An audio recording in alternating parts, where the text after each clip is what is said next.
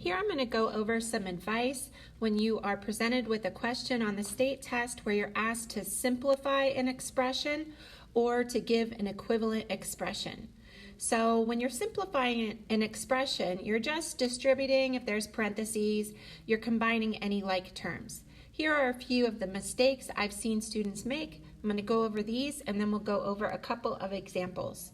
So first off, do not lose the minus or negative signs. Make sure you pay particular attention to those. Also, remember, like terms have the same variable and exponent. Here on the left, x and 2x both have an exponent of 1. We can combine these two. These are like terms.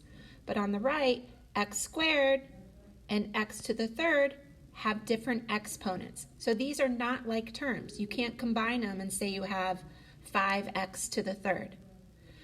Another thing you need to remember is when you are distributing, if you are multiplying a variable multiplied by that same variable, you're going to have an exponent.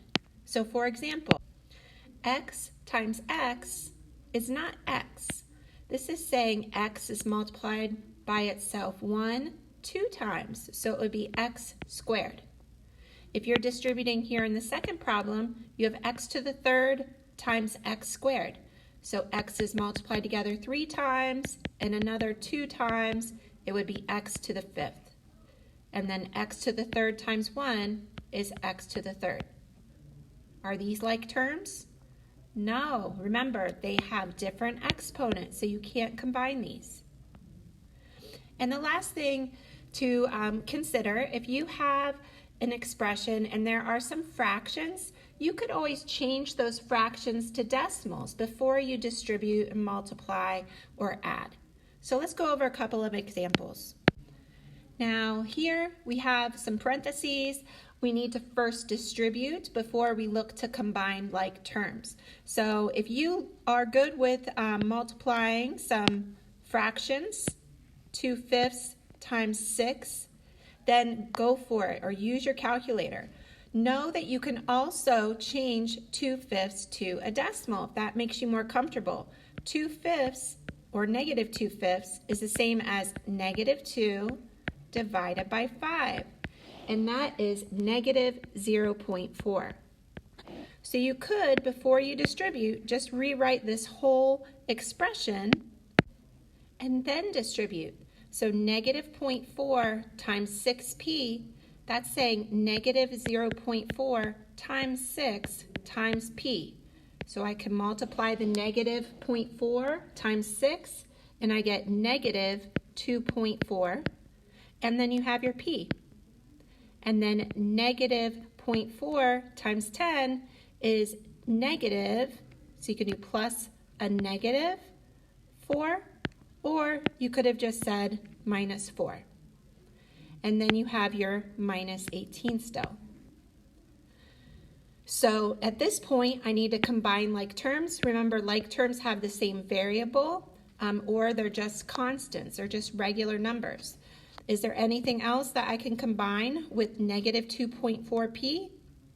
No, nothing else has the variable p. But negative 4 and negative 18, I can combine those. So I get negative 2.4p minus 22. Let's try one more. So this one is using y as the variable. Don't be thrown off if they're not using x. And we have some different sets of parentheses. So here on the right, we have, this is a squared off parenthesis. We call it a bracket. And it's used when you're already using a set of parentheses in the expression. So we need to focus in on first multiplying the 4y times the 5y and times the minus 2. Now what is 4y times 5y? You can rewrite it like this. Remember, with the commutative property, you can change the order that the numbers are multiplied.